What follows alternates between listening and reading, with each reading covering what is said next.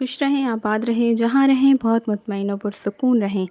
अस्सलाम वालेकुम, मैं हूँ फ़ौज़िया ज़ैद। आज आपके लिए लेकर आई हूँ आई मेकअप लुक। जी हाँ, ये है soft glam eye makeup look जिसकी बहुत ज़्यादा आजकल डिमांड है। It's in very trending.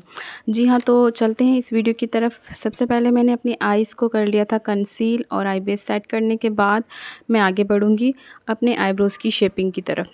Ji, eyebrows को आपने शेप करना है बहुत स्लोली और बहुत कम प्रोडक्ट के साथ स्टार्ट लेना है।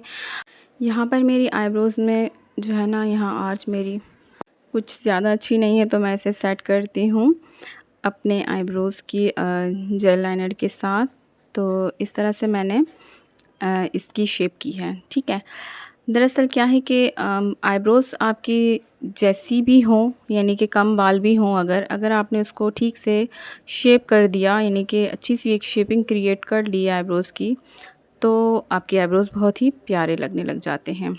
और आईब्रोज़ की शेप अच्छी होना बहुत ही इम्पॉर्टेंट है, क्योंकि आपके फेस पे आईब्रोज़ की शेप अगर ठीक से ना हुई हो या फिर आपके आईब्रोज़ ठीक से शेपिंग ना की हुई हो, तो मेकअप इतना ज़्यादा खिल के नहीं आता। मोस्टली क्लाइंट्स की डिमांड होती है कि हमारी आईब्रोज़ को लाइट रखा जाए या फिर कम प्रोडक्ट के साथ उसको सेट किया जाए। तो जैसे ही आपके क्लाइंट्स की डिमांड हो, आप उनके मुताबिक ही काम कीजिए। लेकिन मेरा मानना ये है कि अगर आईब्रोज़ की शेप अच्छी हो और आपने उसको ठीक से सेट किया हो, तो आपके मेकअप को काफ़ी अच्छे से एनहांस कर देता है ये। आप देख रहे हैं जैसे कि मैंने दोनों आईब्रोज़ को सेट किया, तो मेरी आईज़ की लुक ही चेंज हो गई है। यहाँ पर मैं अप्लाई कर रही हूँ हाइलाइटर, क्योंकि मेरी यहाँ पे लाइट्स बहुत कम हैं, तो इसलिए ज़्यादा फ़ोकस नहीं हो पा रहा हाइलाइटर पे। लेकिन जब मैंने सामने इसको किया था इस मेकअप को, तो बहुत ही खूबसूरत लुक इसकी आ रही थी। हर एक के काम करने का तरीका डिफरेंट होता है और इसी तरह हर काम करने के भी तरीके डिफरेंट होते हैं। मैं जिस तरह से काम करती हूँ मेरे लिए बहुत कन्वीनियंट है और मैं बहुत कंफर्टेबल हूँ इस तरह से करने में। आपको जिस तरह से भी हाइलाइटर अप्लाई करना इजी रहता हो और जो आपके लिए कन्वीनियंट हो, आप उस तरह से भी अप्लाई कर सकते हैं। सॉफ्ट ग्लैम मेकअप लुक की काफ़ी सारी वीडियोस यूट्यूब पर मौजूद है, लेकिन मुझे यकीन है कि जो आज मैं आपको तरीक़ेकार समझा और सिखा रही हूँ, ये बहुत ही इजी है और बहुत ही बिगनर्स के लिए करने में इजी रहेगा, क्योंकि ना ज़्यादा प्रोडक्ट्स को मैंने यूज़ किया है और ना ही ज़्यादा इसको मैंने कॉम्प्लिकेटेड करके किया है। सिंपल से मैंने एक शेड को लिया है, यानी कि ब्राउन शेड है क्रिस्टाइन की पैलेट से, जो कि मैं कंटूर में यूज़ करती हूँ। वहाँ से मैंने इस शेड को लिया है। हाँ, एक और चीज़ मैं आपको यहाँ पर बताती चलूँ, जितना आपने क्रीज़ को डार्क रखना है, आप उतना ही डार्क शेड यूज़ करेंगे, ठीक है। जैसे कि मुझे थोड़ा-सा क्रीज़ पर थोड़ा-सा डार्क चाहिए था, तो मैंने दोनों शेड्स को मिक्स किया है। क्रिस्टाइन की छोटी-सी कंटूर पैलेट जो आती है, जिसके अंदर 2 शेड मौजूद होते हैं, वहाँ मैंने दोनों शेड्स को मिक्स किया है और मिक्स करके मैंने एक नया शेड क्रिएट करके तो दोनों आइज़ की क्रीज़ मैंने सेट कर दी। अब मैंने एक कॉस्मिक की एक पैलेट है मेरे पास, वहाँ से मैंने एक पीची सा पिंक सा शेड है और वो मैंने अप्लाई किया है यहाँ पर। ठीक हो गया जी। इससे मैंने क्या किया है, क्रीज़ की जो ऊपर वाली लाइन है ना, उसको किया है मैंने ब्लेंड। और जैसे ही मैंने इसको ब्लेंड करना शुरू किया, यकीन माने इस कदर खूबसूरत इसका लुक आना शुरू हो गया था और इतना प्यारा ये शेड लग रहा था, बिलीव मी। मतलब ये वीडियो में मुझे नहीं आइडिया कि आपको कैसा लुक दे रहा होगा, कैसा आपको फ़ील आ रहा होगा, लेकिन जब मैंने इस मेकअप को किया था अपनी आइज़ पर, तो इट्स वेरी ब्यूटीफुल और बहुत ही एलिगेंट सा इसका लुक आ रहा था। अच्छा, ये जो आई मेकअप है ना, इसके साथ आप मेरे हिसाब से तो मुझे ऐसा लगता है कि ग्रे लेंस ज़्यादा ही उठ रहे होते हैं, खूबसूरत लगते हैं। और आप भी अगर करना चाहें किसी इवेंट में या फिर किसी ब्राइड पर, तो आप उनको सजेस्ट कर सकते हैं कि ये ग्रे लेंस के साथ ज़्यादा ही खूबसूरत और प्यारा लगता है। अच्छा, यहाँ पर मैंने लिया है अपनी ग्लैमर की पैलेट है 4848 वाली, जिसमें से मैंने एक पीची सा शेड लिया है। अब यहाँ पे आपको शायद ये सिल्वर सा लुक दे रहा है। मोस्टली मेटालिक शेड्स जो हैं वो फिंगर से ही अप्लाई किए जाते हैं। इस तरह से अप्लाई करने से इनकी लुक ज़्यादा खिल के आती है, ज़्यादा ही परमानेंट होती है और प्यारी लग रही होती है।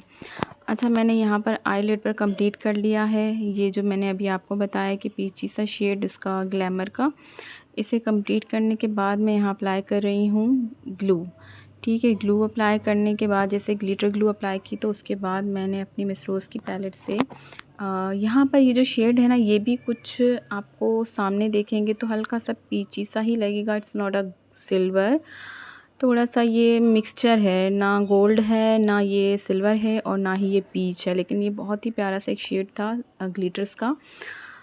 तो ये मैंने अप्लाई किया, बहुत सॉफ्ट सा इसका लुक आ रहा था, इसलिए मैंने जो है ना ये वाले ग्लिटर अप्लाई कर लिए हैं।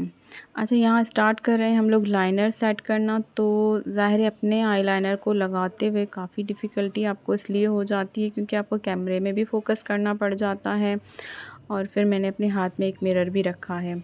अब मुझे क्या है कि आइडिया नहीं होता, जब मैं मिरर में देख रही होती हूँ तो कैमरे में मेरा कहाँ से एंगल आ रहा है, नहीं आ रहा, सेट बैठ रहा है नहीं बैठ रहा। बाज़-औक़ात तो ऐसा भी होता है, मैंने देखा अपनी रिकॉर्डिंग्स को कंप्लीट करने के बाद कि मेरी आइज़ काफ़ी नीचे हो जाती है, हेड नज़र आ रहा होता है।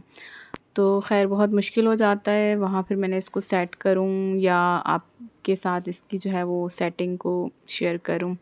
इंशाल्लाह मेरा है इरादा कि मैं आपके लिए एक मॉडल हायर करूँ जिस पे आपको आइज़ की मेकअप सिखा सकूँ, क्योंकि ख़ुद पे करने में यहाँ सिर्फ मुझे एक ही प्रॉब्लम आ रहा होता है, ये जो लाइनर है ना ये सेट करना मेरे लिए काफ़ी मुश्किल हो जाता है। सही हो गया जी, क्योंकि यहाँ पे कैमरा में भी फ़ोकस करना होता है ना, दैट्स वाई।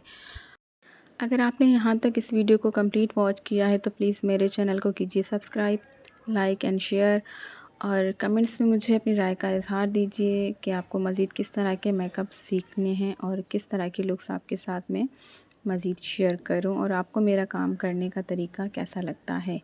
इस तरह से मेरी हौसला अफजाई होगी और मज़ीद वीडियोस लाने में मेरे लिए थोड़ा सा इनकरेजमेंट हो जाएगी। आपकी इनकरेजमेंट की वजह से मेरा काम करना मेरे लिए काफ़ी आसान हो जाता है। अच्छा, आइज़ के ऊपर जो मैंने लाइनर सेट किया है वो मैंने यूज़ किया था जेल लाइनर।